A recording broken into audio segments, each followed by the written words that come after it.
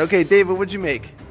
So I'm making a mock-up of a bumper. I found a bunch of scrap here and some parts that were laying around. Welded them together to try to make a nice little bumper for maybe for my truck one day. That's just cool. A mock-up mini scale. Nice. Not bad. That's awesome, man. All right. Good job. Okay, so David came in for the welding fabrication practice session. Managing expectations. He didn't weld the bumper today, but he practiced on a scale.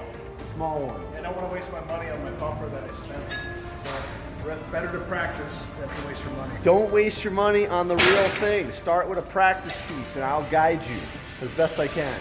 Absolutely. All right, cool. Sounds good.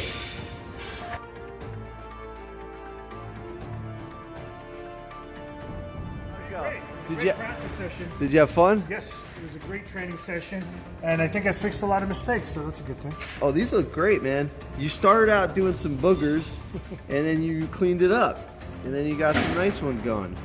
Good job. Thank you. All right.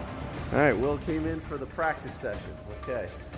And you didn't make anything, but you wanted to, but you managed your expectations, and you got this dialed in first. Skills first, then building.